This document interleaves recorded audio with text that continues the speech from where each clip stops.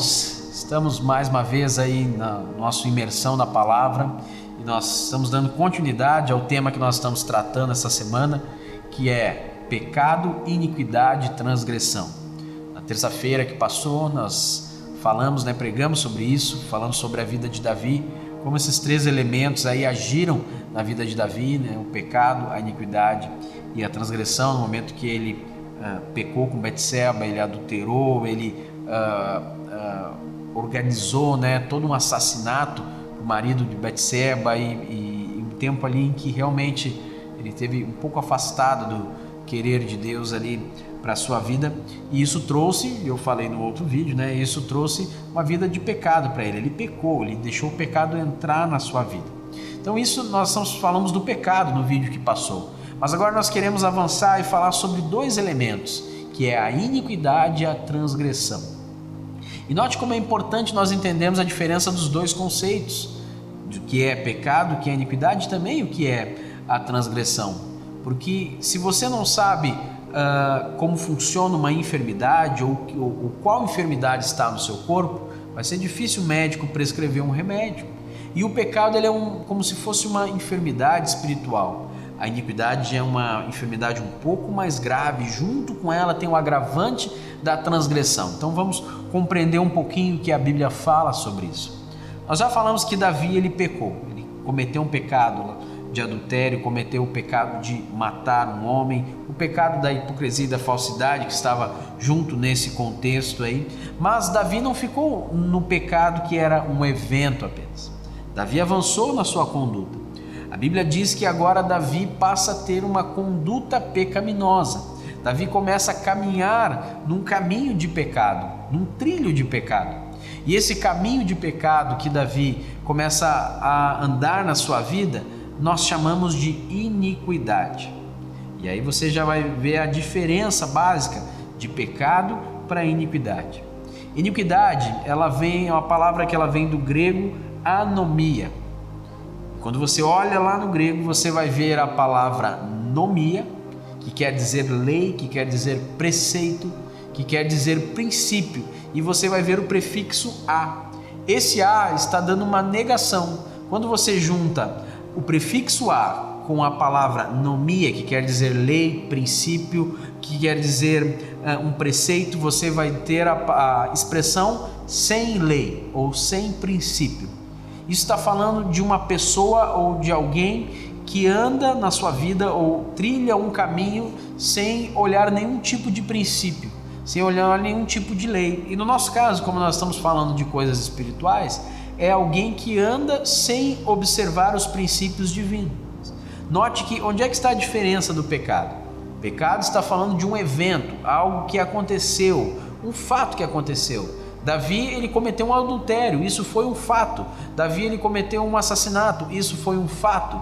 Mas o caminhar no pecado transforma isso numa iniquidade, uma conduta pecaminosa, um caminhar cometendo erro um atrás do outro. O pecado nós costumamos a dizer que ele é a porta. Imagine isso, o pecado como se fosse uma porta, como se fosse uma entrada. Você passa pela porta. Mas a iniquidade ela já se transforma num caminho. Você passa numa porta e anda num caminho. Então o pecado ele é a porta e a iniquidade ela é o caminho. Espiritualmente nós também entendemos que iniquidade ele é um caminho em que a pessoa anda com a total insensibilidade do erro que ela cometeu. É uma situação, é uma condição em que não existe mais sentimento de culpa pelos pecados cometidos um atrás do outro. Quantas vezes nós já passamos por isso, Estarmos abrigando iniquidade na nossa vida, quando nós cometemos o mesmo pecado várias vezes, dia após dia, e parece que a palavra do Senhor já não fala mais conosco, parece que o nosso coração, como o apóstolo Paulo diz, já está cauterizado, a nossa mente já não está mais aberta para aquela palavra de transformação, de restauração, de confronto. Por quê? Porque a iniquidade já entrou. Então, nós precisamos pensar, refletir nisso, entender que o pecado ele é uma porta e a iniquidade ele é um caminho de pecaminosidade, de conduta errada. Você percebeu, e eu falei isso na ministração da palavra na terça-feira, que entre Davi cometer o pecado de adultério e ele ser repreendido pelo profeta Natã, Se passaram aproximadamente 10 meses. Desses 10 meses, Davi, ele não deixava a voz de Deus falar ao coração dele. Ele não se arrependeu do seu pecado, ele continuou cometendo pecado após pecado. Então fala de um caminho de pecaminosidade que a Bíblia chama de iniquidade, um caminho sem lei. E a iniquidade, nós temos que pensar muito sobre como ela se manifesta no nosso dia a dia. No nosso dia a dia nós somos expostos a esse caminho de pecaminosidade. Claro que nós sabemos que a Bíblia nos diz que todos nós vamos pecar. 1 João, no capítulo 1, verso 8, diz que todos nós temos pecado e que se nós falarmos que não temos pecado, nós estamos mentindo. Todos nós vamos cometer o pecado, mas do cometer o pecado para o viver no pecado existe uma diferença. Andar em pecado é diferente de você cometer um pecado. Quando a Bíblia fala sobre andar em pecado, está falando de um caminho de iniquidade, de uma conduta pecaminosa, de um pecado dia após dia e muitas vezes o mesmo pecado. Então isso traz consequências diretas do nosso dia a dia. E eu quero te falar algumas apenas aqui.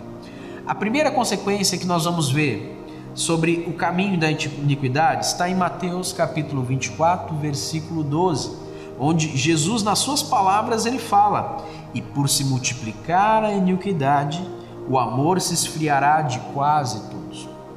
Jesus está dizendo, primeiro, que a iniquidade no fim dos tempos, no princípio das dores, ela vai se multiplicar.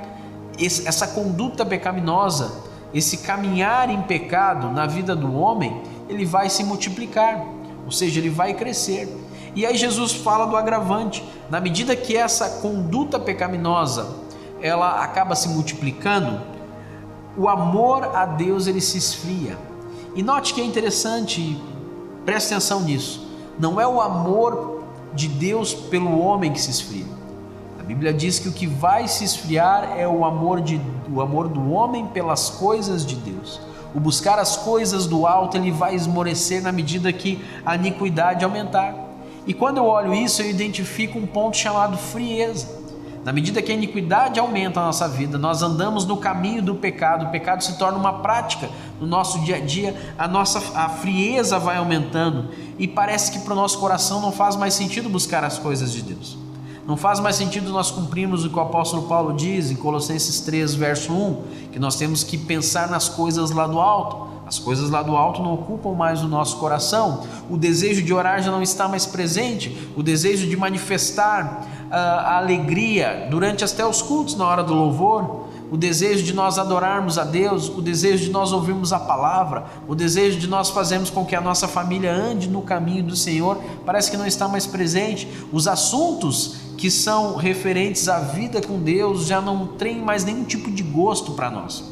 Por quê? A frieza entrou. Mas por que a frieza entrou? Porque a iniquidade começou a ser multiplicada. Jesus falou que por multiplicar a iniquidade, o amor ele vai se esfriar. Você tem passado por um tempo de esfriamento do amor às coisas de Deus? Você tem sentido que o seu coração já não pulsa mais como pulsava antes? Quem sabe é um momento de você parar e meditar?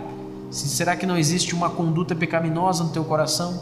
Não existe uma conduta de iniquidade no teu coração, no meu coração? É tempo de nós pensarmos nisso, né? A causa disso é a iniquidade. Um segundo ponto, essa influência da iniquidade no nosso dia a dia, nós vamos perceber que a iniquidade ela não deixa as nossas orações serem respondidas. O profeta Isaías falou isso no capítulo 59, versículo 2, ele fala o seguinte: mas as vossas iniquidades fazem separação entre vós e o vosso Deus, e os vossos pecados encobrem o seu rosto de vós, para que não os ouçam. Nós às vezes até estamos ali batalhando numa vida de oração, né? Pedindo que Deus intervenha sobre situações, tentando depositar a nossa fé, mas às vezes parece que a resposta não vem. Uma coisa que nós temos que pensar e fazer como uma espécie de checklist na nossa vida é que quando a resposta não vem, nós precisamos meditar: será que não existe iniquidade na minha vida? Será que não existe iniquidade que está me afastando das respostas de Deus, que está fazendo um muro de separação? A Bíblia diz que a iniquidade afasta a resposta da oração. Então isso é uma segunda consequência. E uma terceira consequência que é muito presente no nosso dia de hoje. Está no capítulo 20, versículo 5 do livro de Êxodo, quando Deus fala o seguinte, falando para Moisés: não adorarás nem lhes dará culto, porque eu sou o Senhor teu Deus, Deus zeloso, que visito a iniquidade dos pais no filho, até a 3ª e 4ª geração daqueles que me aborrecem, e faço misericórdia até 1000 gerações daqueles que me amam e guardam os meus mandamentos. Deus está falando para Moisés e aqui o contexto que ele está falando é sobre pecado, especificamente sobre o pecado de idolatria, quando se usava uma imagem para adorar, para exercer a sua adoração. Nesse momento, quando se fazia isso, se estava colocando a glória de Deus, a pessoa de Deus de lado. E a Bíblia diz que Deus zelava pela sua imagem. No momento que ele zelava a sua imagem, isso afrontava a Deus. E isso não era uma prática de um evento. A Bíblia diz que Israel fazia isso frequentemente. Ou seja, no coração deles, num determinado momento, a adoração a Deus, pelo menos em termos de culto, andava junto com a adoração a falsos deuses. E isso trazia uma ofensa ao coração de Deus. E Deus então se posiciona e diz para Moisés: se essa iniquidade continuar, eu sou Deus zeloso que vou visitar a iniquidade dos pais nos filhos até 3ª e 4ª geração. Em outras palavras, Deus estava dizendo: se a conduta pecaminosa continuar, se o caminho de pecado continuar e não for quebrado através da obediência, os filhos irão pagar pelos pais. Porque existe algo interessante. Você já notou que na história de Israel, os filhos eles eram reflexo dos seus pais? Se os pais andavam na idolatria, normalmente os filhos andavam na idolatria e os netos andavam na idolatria, e se perpetuava a conduta pecaminosa de idolatria. Hoje, às vezes, nas nossas famílias nós vemos isso. Nós vemos os pais que andam numa conduta de iniquidade e os filhos refletem essa conduta de iniquidade e os netos refletem essa conduta de iniquidade. E essa iniquidade acaba trazendo agravantes, esses que nós falamos há pouco: a frieza, a falta de amor a Deus, as orações não são respondidas e o afastamento da vontade de Deus para a vida do homem. Então nós vemos o reflexo da iniquidade dos pais na vida dos filhos. Olha que forte isso, nós enxergamos isso. E você pode estar se perguntando: e como isso deve ser quebrado? Como isso pode ser quebrado? O próprio Deus já dá a resposta no versículo 6, que diz: e faço misericórdia até 1000 gerações daqueles que me amam e guardam os meus mandamentos. Esse ciclo de pagamento, esse ciclo de paga que vem da iniquidade, ele passa a ser quebrado na vida do homem e dos seus descendentes, no momento que um ponto dessa descendência escolhe obedecer os mandamentos de Deus. Se a iniquidade é uma conduta pecaminosa, um caminho de pecado, o fazer as coisas de Deus, andar no caminho de Deus, é aquilo que nos livra do efeito da iniquidade. Então é muito sério esse assunto. Daqui a pouco você está trazendo um agravante para a sua família porque ainda está na iniquidade. Daqui a pouco você vai trazer degradação, destruição para a tua família, para os teus netos, porque você ainda está andando num caminho de iniquidade. Então nós precisamos ter uma escolha para que não venha frieza, para que não venha falta de resposta de oração e para que através da iniquidade não venha também transtorno para os nossos filhos, os nossos descendentes. Então escolha obedecer para quebrar esse ciclo, né?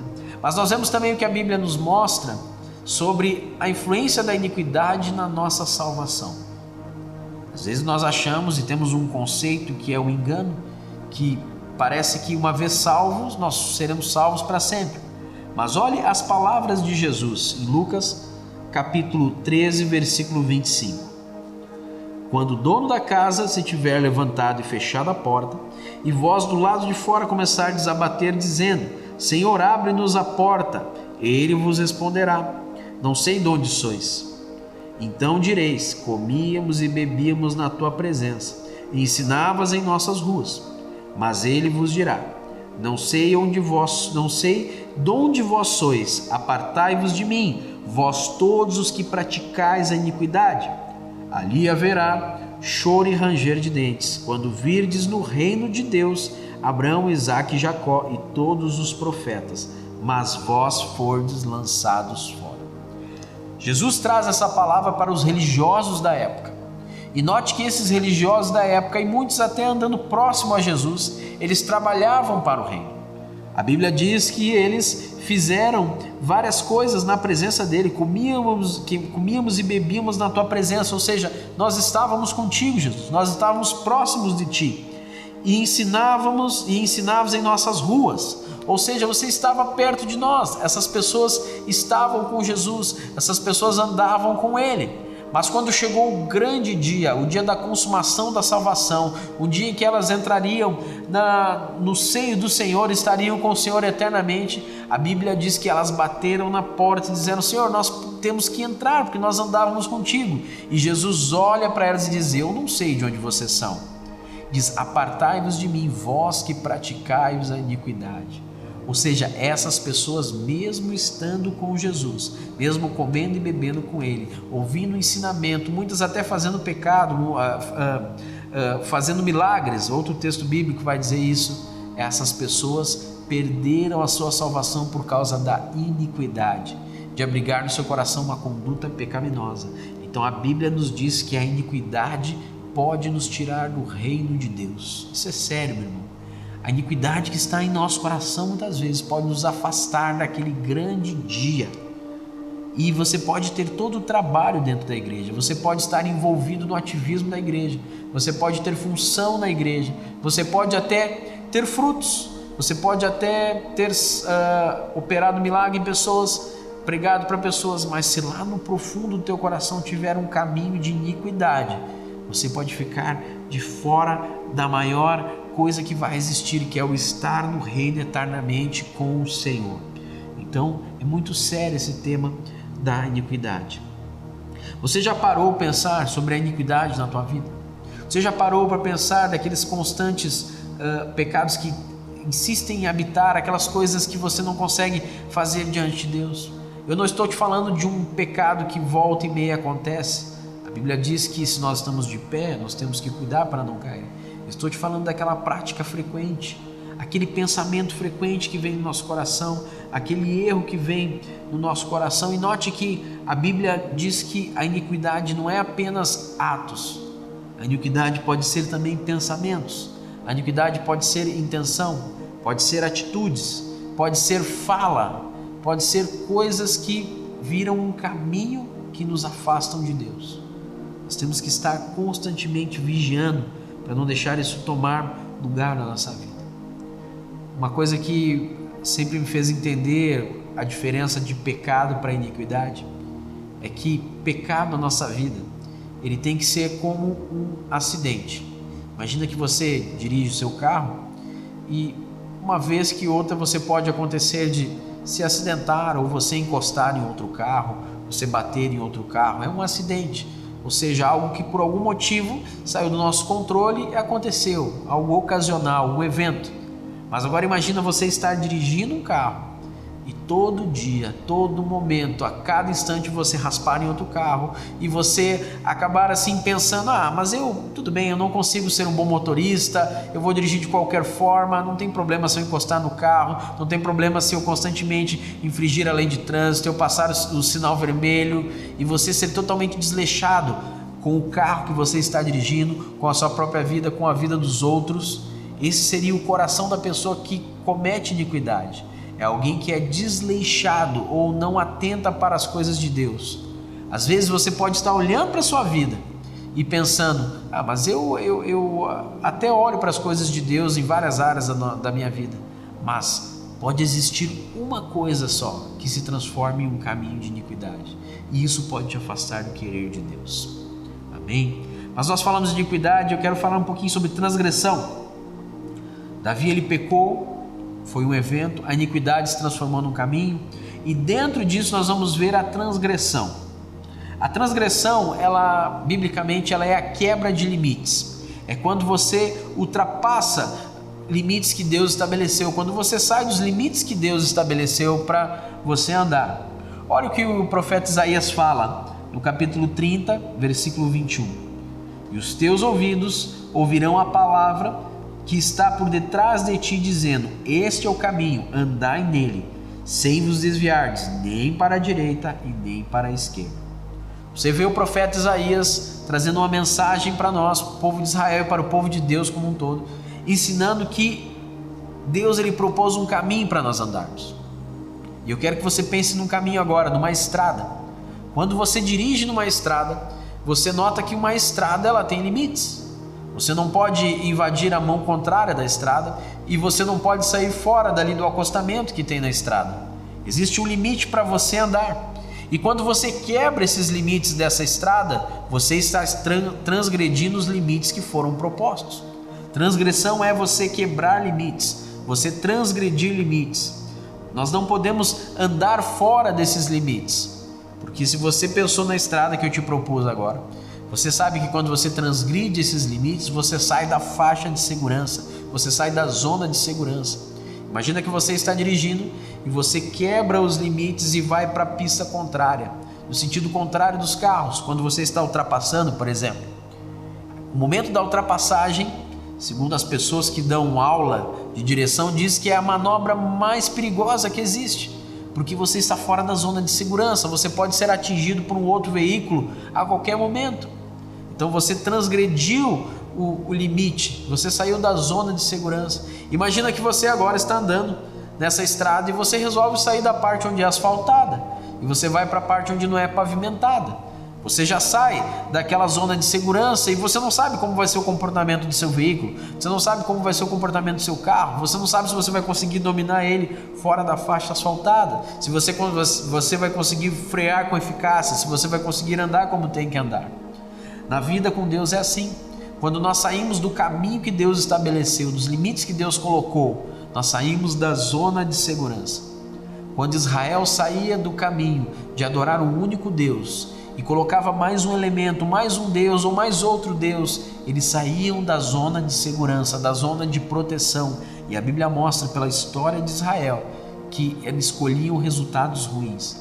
Quando Davi optou em cair no adultério, quando Davi optou em tramar um assassinato, quando Davi optou em viver um tempo de falsidade na sua vida, ele saiu da zona de segurança, da zona onde Deus estava com a mão sobre ele. E note que na história de Davi, o profeta Natã se levantou para repreender ele e falou das consequências que viriam do seu reino. Agora os seus filhos iriam ter problemas, agora o seu reino teria problema.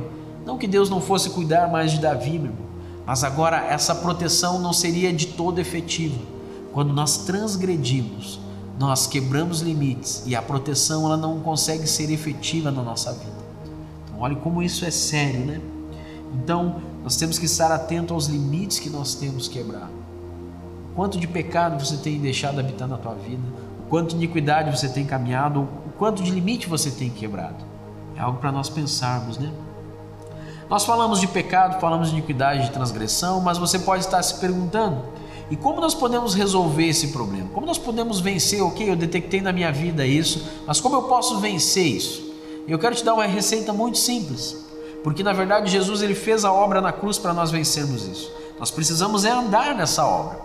Em primeiro lugar, se você quer vencer o pecado, a iniquidade e a transgressão, você precisa daquilo que faz você entrar na verdade do Evangelho, que é o primeiro ponto, arrependimento e confissão. Nós precisamos reconhecer o nosso pecado, a iniquidade e a nossa transgressão. E você pode ter certeza, meu irmão, que o Espírito Santo ele já está te convencendo disso. A Bíblia diz que ele nos convence do pecado, justiça e juízo. Então, em algum momento da sua vida, ele vai tocar no seu coração, daqui a pouco até agora mesmo já está te tocando e trazendo luz aos teus pecados, iniquidades e transgressões. E você precisa se arrepender disso, mudar de caminho e confessar diante de Deus. Esse é o primeiro ponto. Segundo, você precisa se alimentar da verdade. O Salmo 37, verso 3 diz: confia no Senhor, faz o bem, habita na terra e te alimenta da verdade. Você precisa agora ver o que Deus fala sobre esses temas. Você precisa ver qual é o caminho que Ele quer que você trace, qual o caminho, quais os limites que Ele colocou, para então você ir para um terceiro ponto, que é mudar o seu caminho, ajustar a sua vida, escolher andar com Jesus, escolher o caminho da obediência. Somente a obediência ao que Deus tem falado, ao que Deus nos ensina, anula o efeito do pecado, anula o efeito da iniquidade e anula o poder da transgressão. Então eu quero te convidar agora, nesse momento, você fechar os teus olhos e nós colocarmos diante de Deus as nossas vidas, pedindo que Ele venha fazer com que isso que nós ouvimos, tanto no culto de Tadel, você que acompanhou, no primeiro vídeo quando falamos de pecado e nesse de iniquidade e transgressão, isso venha penetrar no nosso coração e trazer uma mudança. Então, feche teus olhos, vamos orar. Senhor, nós te damos graça por esse momento. Obrigado pela tua palavra que nos traz a revelação daquilo que tu é e daquilo que tu tem para nós, daquilo que tu quer que nós façamos, do caminho que tu quer que nós andemos, Pai. Que o teu Espírito Santo esteja nos convencendo do nosso pecado, nos convencendo da tua justiça e do teu juízo e trazendo transformação, Senhor. Que cada um dos irmãos que estão ouvindo e a minha vida também, nós venhamos escolher, Senhor, deixar o pecado, mudar o caminho para não andar no caminho de iniquidade e nos afastarmos da transgressão, andarmos nos teus limites, que venhamos nos arrepender, confessar, andar na verdade, se alimentar na verdade e alinharmos o nosso caminho com o teu, para que as tuas bênçãos nos acompanhem, para que a tua vida se torne a nossa vida, em nome de Jesus. Meu irmão, que Deus te abençoe e você possa tirar proveito do que Deus deu e essa palavra possa libertar a tua vida, em nome de Jesus. Que Deus te abençoe e até o próximo Imersão na Palavra.